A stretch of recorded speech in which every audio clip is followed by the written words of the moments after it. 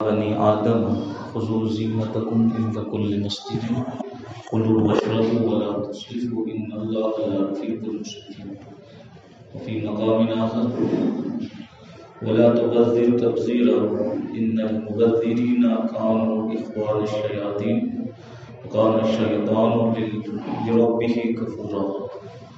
صدق الله العلي العظيم وصدق رسوله النبي الأمين المختار الكريم ونحن على ذلك لمن الشاهدين والشاكرين والحمد لله رب العالمين. ایک بار انتہائی ادب و احترام کے ساتھ ساری کائنات کی مرکزی عقیدت جناب احمد مصطفیٰ محمد مصطفیٰ ارواحنا فدا صلی اللہ علیہ وسلم کو حاضر و ناظر نبی مان کر عالم ما کان و ما یکن مان کر آپ کی بارگاہ میں با آواز بلند ہدیہ درود پیش کرے. اللہم صلی علی سیدنا و مولانا محمد وبارک وسلم. صلاۃ و سلام علیک یا رسول اللہ صلی اللہ تعالی علیہ وسلم. قرآن عظیم کی سورۃ الاعراف کی ایک آیت میں نے تلاوت کی جس کا مفہوم یہ ہے کہ اے اولاد آدم خذوا زینتکم عند کل مسجد، ہر نماز کے وقت زینت حاصل کرو، یعنی مزین ہو جاؤ. یہ الفاظ قرآن عظیم کے ہیں اور ہمارے بزرگوں نے مستحب کاموں میں ایک اس کا بھی ذکر فرمایا کہ انسان کے لباس دو ہونے چاہیے. ایک جو کچھ وہ کام کاج کرتا ہے اس کا لباس الگ ہو، نماز کا لباس الگ. اللہ کے گھر میں آنا ہے، باوقار حالت میں آئے، شان و شوکت کے ساتھ آئے، خوشبو لگا کے آئے. یہ بات آپ اپنے دل و دماغ سے محسوس کریں کہ آج معاشرے اور سماج میں نماز کی اور مسجد کی احترام کی بات ختم ہوتی نظر آ رہی. دعوتوں کی باضابطہ دعوت دی جاتی ہے، چاہے وہ شادی کی دعوت ہو، چاہے وہ ولیمہ کی دعوت ہو، چاہے کوئی بچے کی بسم اللہ کی دعوت ہو، چاہے وہ ہماری زبان میں بال مودر کی دعوت ہو. کارڈ چھپائے جا رہے ہیں، لوگوں کو دعوت پہلے سے دی جا رہی ہے اور لوگ ان دعوتوں میں اپنے عام لباس کو چینج کر کے جاتے ہیں. جو ریگولر لباس پہنا ہے اس میں اپنے آپ کو اس جگہ پیش کرنے سے شرم محسوس کرتے ہیں. اب انسان اپنے دماغ میں اس بات کا خیال کرے کہ جو اس نے لباس چینج کیا اچھی بات ہے، وقار کی بات ہے، لیکن یہ لباس چینج کرنا دعوت میں کیوں ہے؟ اللہ کے گھر میں جس وقت آپ عبادت کے لیے آتے ہیں لباس وہی ہے جو آپ کا روٹین چل رہا ہے، اور آپ اتنے سیدھے سادے ہیں تو پھر ہر دعوت میں آپ کا ایک ہی لباس ہونا چاہیے. ہمیں کوئی پرابلم نہیں.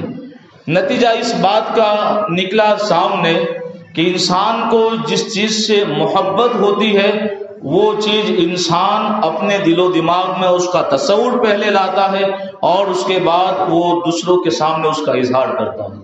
گویا دعوتیں ہمیں دی جاتی ہے، ہمیں عزت محسوس ہوتی ہے. نماز میں رب نے دعوت دے کے بلایا ہے، پہلے اذان دی گئی اس کے بعد نماز کی دعوت دی گئی ہے. یعنی نماز بعد میں ہے، اذان پہلے ہے. دعوت نامہ پہلے پیش کیا جاتا ہے نماز کا اذان کے ذریعے، اور بعد میں آپ کو مسجد میں آ کے وقار کے ساتھ اللہ کی بارگاہ میں پیشانی جھکانے کا حکم دیا جا رہا ہے. لیکن ہماری حالت، ہماری کیفیت بالکل جداگانہ نظر آ رہی ہے. قرآن عظیم کا ایک جز تو یہ ہے، تو پتہ چلا مستحب کاموں میں اور پسندیدہ کاموں میں ایک کام یہ ہو ہم نماز بھی پڑھے اور نماز کے لیے لباس بھی الگ رکھے شان اور وقار کے ساتھ۔ پتہ یہ چلا انسان کو ہر وقت تیار رہنا ہے نماز کے لیے، انسان کو ہر وقت بالکل آمادگی کے ساتھ، یعنی بالکل کسی ٹینشن کے بغیر۔ آج ہم ٹینشن لیے ہوئے ہیں، فکر لاحق ہے ہم کوئی چیز کی فکر نہ کرے۔ اللہ نے ہمیں پیدا کیا ہے، روزی بھی اللہ ہمیں پہنچا رہا ہے۔ آپ اپنی اس تصور کو دماغ میں لائے کہ آپ دنیا میں آئے نہیں تھے، اس وقت بھی اللہ رب العزت نے، آپ جب ماں کے شکم میں تھے فرشتے نے اللہ کے حکم سے اس وقت لکھ دیا تھا کہ تمہیں کتنی روزی دی جانی ہے۔ اب پریشانی اتنی زیادہ پریشانی کی ضرورت نہیں ہے۔ دوسرا حکم قرآن کا سنیں، وَلَا تُسْرِفُوا، اور اسراف نہ کرو، فضول خرچی نہ کیا کرو۔ اِنَّهُ لَا يُحِبُّ الْمُسْرِفِينَ، اللہ رب العزت فضول خرچی کرنے والوں کو پسند نہیں فرماتا۔ پہلا حکم فضول خرچی سے اللہ رب العزت نے منع فرمایا۔ دوسرا حکم کرو گے یہ عمل، کرنا نہیں ہے لیکن کرو گے تو پھر اللہ رب العزت تم سے ناراض ہو۔ صورت کیا ہے؟ ایک اور آیت میں آپ کے سامنے پیش کر اس کے بعد پھر اس کی وضاحت کے طور پر کچھ صورتیں پیش کرتا ہوں۔ دوسرے مقام پر سورہ بنی اسرائیل آیت نمبر 27 اور 28 میں یہ ذکر موجود ہے، وَلَا تُبَذِّرْ تَبْذِيرًا، بے حد یعنی حد سے زیادہ خرچ نہ کرو، یعنی فضول خرچی نہ کرو۔ اِنَّ الْمُبَذِّرِينَ كَانُوا إِخْوَانَ الشَّيَاطِينَ، کہ فضول خرچی کرنے والے شیطان کے بھائی ہے۔ کون فرما رہا ہے؟ اللہ رب العزت۔ ان المبذرین کانوا اخوان الشیاطین، کہ فضول خرچی کرنے والے کون لوگ ہیں؟ اخوان، اخ، حمزہ اور خا، یہ دو لفظ ملتے ہیں تو اس کا عربی معنی ہوتا ہے اخن کا مطلب بھائی۔ یہ ایک وچن، اخوان بہو وچن، اخوان الشیاطین، شیطانوں کے بھائی۔ میں اگر آپ کو بات بولوں تو بری لگے، لیکن اللہ رب العزت اس چیز کو اتنا ناپسند فرما رہا ہے کہ جو فضول خرچی کرتے ہیں اللہ رب العزت انہیں شیطان کا بھائی کرا۔ کیوں؟ وَقَانَ الشَّيْطَانُ لِرَبِّهِ كَفُورًا، اور شیطان اپنے رب کا بڑا ناشکرا۔ اب صورتیں آپ سمجھ کر اپنے دماغ میں بٹھائے، اس کے بعد ایک فیصلہ ہمیں دل و دماغ سے لینا ہے جو اچھا فیصلہ ہے، اور 14 جنوری کی تاریخ بالکل قریب ہے، اور ہمارے علاقے کے اندر ایسے بہت سے بزدل ہیں جو اپنے بچوں کو گھر کی چھت پہ جانے سے نہیں روکتے بیچارے، پھر کچھ ہو جاتا ہے دعا کی درخواست کرتے ہیں۔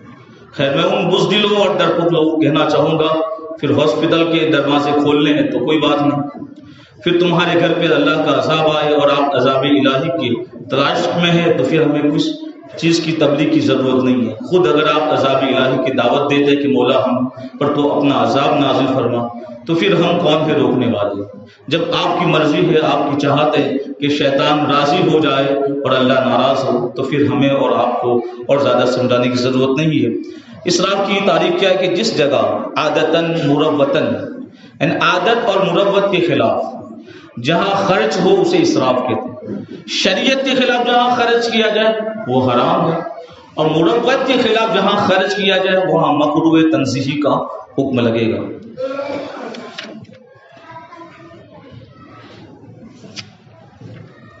اسراف کی صورتوں میں ایک صورت یہ ہے کہ انسان کو اس کا علم ہی نہیں، جہالت، یعنی بندہ شرعی معلومات کے بغیر کسی کام میں خرچ کرتا ہے تو اس میں اسراف کے کئی پہلو ہوتے ہیں، لیکن اسے اپنی جہالت کی وجہ سے اس کا احساس نہیں ہوتا۔ کچھ لوگ کو اس بات کا علم نہیں ہوتا کہاں خرچ کرنا ہے اور کہاں خرچ نہیں کرنا ہے۔ سوچیے آپ کے مذہب نے صرف نماز کے مسائل نہیں بیان کیے، آپ کمائے تو کمائی کیسے کرنی ہے اس کے طریقے بتائے، کمانے کے بعد مال کو کہاں خرچ کرنا ہے، کیسے محفوظ رکھنا ہے، اس کے بھی طریقے بیان کیے۔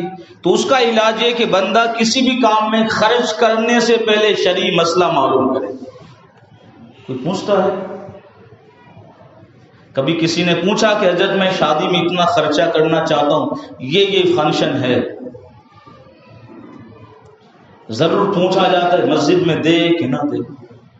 وہ بھکاری گھر آیا ہے، بار بار اصرار کرتا ہے میری پریشانی حضرت، کیا اس کی مدد کرے نہ کرے؟ تحقیق کرے، اچھی بات ہے، دل میں کھوٹ ہے، تم کو دوسرے کاموں میں خرچ کرنے میں مسائل معلوم نہیں کی، صرف اس میں آپ پوچھ رہے۔ ایک صورت کہ جہالت کی بنیاد پر، ہو سکتا ہے کہ اس انسان کو اس کا علم نہیں۔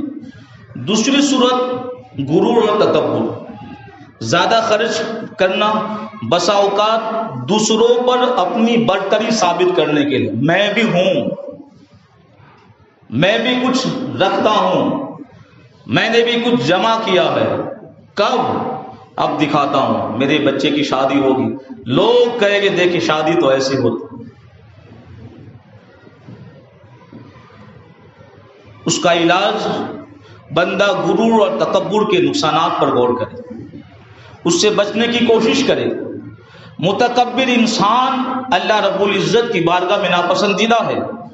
سرکار اعظم صلی اللہ علیہ وسلم نے متکبر کے لیے ناپسندیدگی کا اظہار فرمایا، آقا جس سے ناخوش ہے تو ساری کائنات خرچ کر ڈالے کوئی فائدہ نہیں ہوگا۔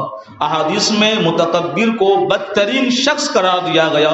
متکبر کو کل بروز قیامت ذلت اور رسوائی کا سامنا کرنا پڑے گا، اور جس کے دل میں تھوڑا سا بھی تکبر ہوگا وہ ابتداءً اگر مومن ہے تو جنت میں داخل نہ ہوگا، اور تکبر کی تباہی اور بربادی کے لیے اتنی ہی بات کافی ہے کہ اللہ اور اللہ کے رسول اس بندے سے ناخوش ہوتے ہیں۔ دوسری صورت تکبر کی وجہ سے خرچ کرنا، دوسروں میں اپنی واہواہی کروانا۔ نمبر 3، اسراف کا تیسرا سبب اپنے آپ کی شہرت، دوسروں سے داد وصول کرنے کے لیے پیسے کا بے جا استعمال ہمارے معاشرے میں عام ہے۔ اس کا علاج کیا ہے؟ بندہ لوگوں سے تعریفی کلمات سننے کی خواہش کو اپنی ذات سے ختم کرے۔ آپ کے سامنے کوئی بات پیش کرے کہ آپ نے تو بہت اچھا کام کیا، بہت لوگوں کو دعوت دی، ختم کرو، میرا کچھ نہیں تھا، میرے رب کا دیا ہو۔ لیکن ایسا ہوتا نہیں ہے، بیٹھتے ہیں دعوتوں کے خاک ختم ہونے کی جگہ یا شروعات کی جگہ، تاکہ ہر آنے والے کہے کہ بہت اچھا بنا کھانا، ماشاءاللہ آپ نے کیا کھانا بنایا، ماشاءاللہ محلے کے سارے لوگ آپ کی تعریف کرتے۔ تو جس کی نیت داد وصول کرنے کی، تعریف وصول کرنے کی ہے، یہ بھی اسراف میں آتا ہے۔ اسراف کا چوتھا سبب شہرت کی خواہش، بے حیائی پر مشتمل فنکشن اور طرح طرح کی خرافات میں خرچ کی جانے والی رقم کا اصل سبب شہرت کو طلب کرنا۔ اب شہرت کو ختم کیسے کرنا؟ اس کا علاج یہ ہے کہ بندہ اللہ کی عطا کردہ دولت کو نیکی کے کاموں میں خرچ کرے، عادت بنائے، اخلاص خلوص و للہیت کے ساتھ اللہ کی رضا کے لیے اچھے کاموں میں پیسہ خرچ کرے۔ وقتی شہرت کے بدلے روز محشر میں جو چیز تمہیں فائدہ دے گی اس کام میں اپنی دولت کو خرچ کرے، اور یہ ذہن بنائے کہ ہم بیکار چیزوں میں اپنے پیسے کو خرچ نہیں کریں گے۔ پانچواں سبب اسراف کا ہے غفلت اور لاپرواہی۔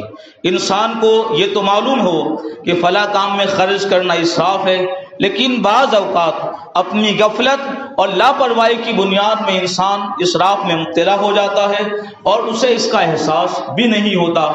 آج نیاز دیکھے یا پھر شادی کا کھانا دیکھے، لوگوں کی زبانوں پر ذائقہ اچھا لگتا ہے تو ٹھیک ہے، اور ذائقہ ختم ہوتا ہے تو وہ کھانا تھال کے اندر برتن میں ایسا رک جاتا ہے، اور برتن تو دور کی بات ہے، وہ تو ایک چیز ہے کہ استعمال کرنے والا استعمال کی قابل بنا سکتا ہے، لیکن وہ جو لقمہ گر گیا نیچے دسترخوان پہ، اس کو اٹھانے میں تو ہم لگتے ہیں کہ ذلیل ہو جائے گی، معاذ اللہ رسوا ہو جائے گی۔ یہ حال ہمارا ہو گیا۔ شکایت انسان کرتا ہے کہ روزی نہیں ہے، لیکن ہم کھانے کی کتنی ناقدری کر رہے اور کس قدر بے حرمتی کھانے کی جا رہی ہے کہ جہاں شادی کا پروگرام ہوا یا کوئی بھی دعوت ہوئی، اس کے بعد جہاں کھانے کا انتظام کیا ہے، آپ دیکھیں کتنا کھانا خراب ہوگا۔ وہ تو اس انسان کو اندازہ ہوگا جو اس چیز کا ماہر ہے کہ کتنے دانے اور کتنے لقمے اور کتنی ہڈیاں وہاں جمع ہے اور کتنی ہڈیوں پر گوشت لگا ہوا ہے، اور اس کو اگر پھر سے بنایا جائے اور نکالا جائے کہ صحیح ہڈیوں میں گوشت کتنا تھا، تو شاید 200-500 لوگوں کی پھر دعوت ہو سکتی تھی۔ لیکن یہ احساس دل و دماغ سے ہم نے ختم کیا۔ ان دو باتوں کے بعد 5 اسباب، جہالت کی بنیاد پر، تکبر کی بنیاد پر، واہ واہی کی بنیاد پر، شہرت کی بنیاد پر، غفلت کی بنیاد پر جو انسان بھی خرچ کر رہا ہے، اللہ رب العزت کی بارگاہ میں وہ ناپسندیدگی کا عمل ہے، اللہ ان بندوں سے ناخوش ہے۔ میں پوچھنا چاہتا ہوں عزیزان ملت اسلامی آپ احباب سے، یہ پتنگ بازی کیا قرآن نے آپ کو حکم دیا ہے کہ 14 تاریخ کو یا 14 تاریخ سے پہلے آپ اپنے بچوں کو پیسے آپ خرچ کریں، گاڑی اور بائک پر آپ لے جائے، چاہے وہ دادا ہو اپنے بچے کا، چاہے وہ نانا ہو، چاہے وہ پھوپھی ہو، چاہے وہ خالہ ہو، کیونکہ الگ الگ رشتے۔ کبھی کیا کہتے ہیں، میرے ابا نہیں لائے میرے دادا لائے، وہ کہ دادا نہیں لائے میری امی لائی، میری امی نہیں میری نانی لائی، ان کی خواہش تھی بچہ بچپنے میں، ارے بچی بات تو کیا حسنین کریمین کا بچپنا نہیں تھا؟ انہوں نے بھی تو اپنا بچپنا گزارا محبوب اکرم کی بارگاہ میں۔ شروع کے اندر آپ ان کو سنبھالو گے تو وہ آگے جا کے آپ کے لیے راحت کا ذریعہ بنے گی، اور آپ نے شروع میں ان کو دین سے دور کر دیا تو پھر وہ بڑے ہو کر آپ کی شرط پر پیشانی پر پیشاب کریں گے، پھر کیا حضرت میرا بچہ میری عزت نہیں کرتا، میری تعظیم نہیں کرتا۔ ارے بچے کے دین سے تم نے پہلے دور کیوں کیا؟ اگر وہی بچے کی زبان پر مصطفیٰ کی نعت کے نغمے جاری ہوتے، وہ بچہ کبھی آپ کا نافرمان نہ بنتا۔ اتفاق کی بات ہے، بچپنا ہے امام حسن مصطفیٰ رضی اللہ تعالیٰ عنہ کا، اور صدقات کی کھجوریں آئی ہوئی ہے، ان کو معلوم نہیں کہ یہ صدقات کی کھجوریں ہیں یعنی زکوٰۃ کی، تو امام حسن مصطفیٰ نے اپنے منہ میں جیسی کھجور لی، اللہ کے رسول کی نگاہ جیسی اس طرف گئی، اب کہہ یعنی اس کو نکال دو، اس کو نکال دو۔ پتہ یہ چلا ماں باپ کی ذمہ داری ہے، بچہ بچپنے میں شریعت کے خلاف کام کرتا ہے، بچہ گنہگار نہیں ہوتا ہے، ماں باپ گنہگار ہوتے۔ کعبے کی طرف پیشاب کرنا ناجائز ہے، بچہ کرے گا اپنی سوجھ بوجھ کے مطابق گنہگار نہیں ہے، لیکن آپ نے اس کو کھڑے کر کے اسی طرف کہا تو کر اس طرف پیشاب، تو آپ گنہگار ہو۔ اب کتنے لوگ پتنگ بازی کو بند کروانا چاہتے، پہلے ہاتھ اپنے اٹھائے، ہے ہاتھ میں کچھ قوت اللہ نے دی ہے تو کتنے لوگ اس کام کو روکنا چاہتے ہیں، دل سے زبردستی معاملہ نہیں چاہتے آپ لوگ۔ ساتھ میں دوسرا عمل میں اپنے طور پر پیش کروں گا، آپ نے جو اب تک جو پیسہ خرچ کیا بند نہیں کرنا ہے، کرنا ہے، یہ بھی وعدہ کریں اللہ کی رضا کے لیے، ایک کام ہو جائے گا اس سے۔ جتنوں نے آج تک اپنے بچوں کو پتنگ خریدنے میں، دوری خریدنے میں اور ٹیپ کا انتظام کیا، افسوس نہیں ہوتا۔ ہم ایک چیز میں مثال دوں، ہمارے علاقے کا کوئی اچھا انسان ہو، لوگوں نے اس کو چنا ہو، انتخاب الیکشن ہوتا ہے تو، اور وہ علاقے کا صدر ہو، ٹھیک ہے، اور اس کے بعد اس کو اسٹیج پر بلایا جائے، اور بلانے کے بعد ہر چھوٹا بڑا اس کی توہین کرے، اب وہ اس عہدے پر رہے گا؟ پھر وہ تمہارا کام کرے گا؟ کیونکہ اس کو بھی اپنی عزت والی ہے۔ ہم کتنے بے شرم ہو جاتے ہیں، مسجد میں اذان کی آواز آتی ہے اور ہماری گھروں کی چھتوں پر گانوں کی آواز آتی ہے، سٹیاں بجائی جاتی ہے، صبح 5 بجے کڑک کی ٹھنڈی ہوگی، لیکن وہ بدماش بدحواش جنہوں نے خواہشات کو اپنے دلوں کا پتلا بنایا، جس مصطفیٰ جان کریم نے 1400 سال پہلے ارشاد فرمایا تھا، الا ان فی الجسد مضغۃ اذا صلحت صلح الجسد كلہ واذا فسدت فسد الجسد كلہ الا وہی القلب الا وہی القلب الا وہی القلب۔ میرے صحابہ سنو، تمہارے جسم میں گوشت کا ایک لوتھڑا ہے، اگر وہ صحیح ہوگا سارے جسم کے اعضاء، ایک ایک عضو کا ایک ایک انگ، ایک ایک بھاگ وہاں صحیح ہوگا۔ جب دل آپ کا صحیح ہوگا اور جب دل میں بگاڑ پیدا ہوگا تو سارے انگوں کے اندر بگاڑ پیدا ہو جائے گا۔ میرے صحابہ سنو، وہ جسم کا لوتھڑا کیا ہے؟ وہ دل ہے، وہ دل ہے، وہ دل ہے۔ بزرگوں نے کہا ہے اور آپ نے بارہا بزرگوں کی تقریروں میں سنا ہوگا کہ ولی کی بارگاہ میں جایا کرو تو دل کو سنبھال کے جایا کرو۔ الا ان اولیاء اللہ، یہ الفاظ قرآن میں موجود ہے۔ ولی کی عزت اور حرمت کی بات آئی تو تنبیہ کی گئی، خبردار کیا گیا کہ ہوشیار، میرے محبوب بندوں کی بارگاہ ہے، دل سنبھال کے جانا۔ لیکن جب اللہ کے محبوب نے ایک بندے مومن کی خود کی دل بات کی تو ایک بار اللہ کا لفظ نہیں لگایا، آقا نے تین بار فرمایا الا وہی القلب، الا وہی القلب، الا وہی القلب۔ میرے صحابہ سننا غور سے، خبردار ہوشیار رہنا، دل برائیوں کا اڈا بھی ہے اور دل انوار الہی کا مرکز بھی ہے۔ یہ سدھر جائے گا، خانہ کعبہ سے دل تیرا افضل بن جائے گا، اور جب بگڑ جائے گا تو شیطان کی ساری قوتیں تیرے دل میں آ کے تو محلے میں رہ کر بھی شیطان نظر نہیں آئے گا، لیکن تو تب سب سے بڑا شیطان بنتا نظر آئے گا۔ لوگوں کو احساس نہیں ہو رہا ہے، تو میں نے دوسرا جملہ آپ کے سامنے یہ کہا، خرچ کرنا ہے۔ جتنوں نے آج تک پیسہ خرچ کیا، لیکن نیت چینج کرے، نیت چینج کرے۔ پیسہ جمع کرائے ہمارے پاس، ہم اسی محلے کے ان بچوں کو جو اسکول کے اندر اور مدرسے میں اچھی پوزیشن پر اس کو انعام دے۔ بولیے چاہتے یہ لوگ کون چاہتا ہے؟ جنہوں نے آج تک اپنے بچوں کو، چاہے وہ سگے بچے ہو، بچی کے بچے ہو، چاہے پھر وہ بھائی کے بچے ہو، میں سب کو لے کے آ رہا ہوں۔ ایسا نہیں کہ اپنے تو بچے ہیں نہیں، کوئی کہ اپنے کہاں دیتے تھے، وہ لڑکی کا لڑکا تھا، وہ پھوپھی، اس سارے اب میں اس بات پر ہاتھ اٹھانا چاہتا ہوں، کون ہے جو اس بات کے لیے راضی ہو جائے؟ اٹھاؤ ہاتھ اس بات کے لیے، اللہ کی رضا کے لیے۔ جتنا آپ نے خرچ کیا ہے، آج تک خرچ کیا ہے، لیکن اس سال جو خرچ کرنے کی آپ کی تمنا تھی وہ پیسہ خرچ کرو، لیکن اس کام میں لکھا جائے گا کس نے جو پیسہ دیا ہے، اور صرف وہ ان لڑکوں کو دے دیا جائے گا جنہوں نے اس اچھے کام میں۔ ظاہر سی بات ہے یہ دو کو اڑانا بھی نہیں ہے، خریدنا بھی نہیں ہے، اور جو خرید کر لائے ہیں دو مشورے ہیں، ریٹرن کر دے، واپس کر دے، واپس نہیں کر سکتے تو ان کو جلا دے۔ میرے مذہب کا یہ قانون ہے، جو لائے ہوئے ہیں خرید کر وہ انہیں یا تو ریٹرن واپس کر دے، اور واپس نہیں کر سکتے، شرم لگتی ہے تو پھر ان کو جلا دے۔ اب یہ تین کاموں پر عمل کرنے کے لیے اہم کام ہے، اس کی ذمہ داری میں لیتا ہوں، ٹھیک ہے، اور اس کے ساتھ جو بھی جس کے دل میں اللہ اس کے رسول کی محبت ہے اور اس کا یہ یقین ہے کہ مجھے مر کر میرے نبی کی بارگاہ میں جواب دینا۔ دل لہو میں کھونا تجھے، شب صبح تک سونا تجھے، شرم نبی خوف خدا، یہ بھی نہیں وہ بھی نہیں۔ دن تو غفلتوں میں گزارا، کبھی نماز کی عادت نہ ہوئی، کبھی اچھے کام نہ کیے، رات بھی موبائل میں گزارتا ہے، نہ کبھی اللہ کا ذکر کیا، رزق خدا کھایا کیا، فرمان حق تعالیٰ کیا، اللہ کا دیا ہوا کھا رہا اور کہا آج نہیں مولانا کل پڑھو گا، اب سدھر جاؤ گا، ابھی تھوڑے دن اور ایک بچے کی شادی ہو جائے۔ ہم تو بڑی راتوں میں حال کیا ہوتا معلوم ہے، بڑی راتیں جب آتی ہیں نا تو کلنسیر انسان ہوتا ہے، پہلے چہرہ ہو جاتا ہے، اس کے بعد آتا ہے۔ حد کر دیا، توبہ کرنے جا رہا ہے، گناہوں سے بخشش لینے جا رہا ہے، اللہ کی بارگاہ کا انعام لینے جا رہا ہے، اس دن نائی کے بعد جا کے چہرہ صاف کروا کے رزق خدا کھایا کیا، فرمان حق تعالیٰ کیا، شکر کرم ترس سجا۔ یعنی یہ شکر کرم یعنی اللہ نے جو دیا اس کا شکر بھی نہیں، ترس سجا یہ بھی خوف نہیں کہ پھر اس کا عذاب آئے گا تو اس کے عذاب سے کون بچائے گا۔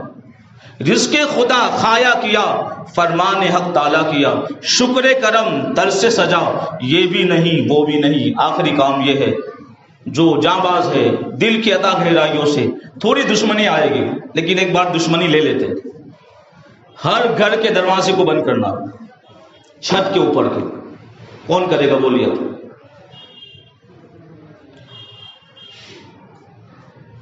کون کرے گا؟ کیونکہ جب تک اوپر کا دروازہ بند نہیں ہوگا کوئی روک نہیں سکتا۔ بارہا میں اس کا دیکھ چکا ہوں، مسجد سے دیکھ کر دکھ ہوتا ہے، یار ہم اتنے بے غیرت تو نہیں بن گئے، اب کیوں ہاتھ نہیں اٹھ رہے؟ دل نہیں ہمارا صاف کیا؟ 3 چیزوں میں ہم نے ہاں کی، پھر یہی اصل آپشن ہے۔ بولیے، نہیں چاہتے آپ؟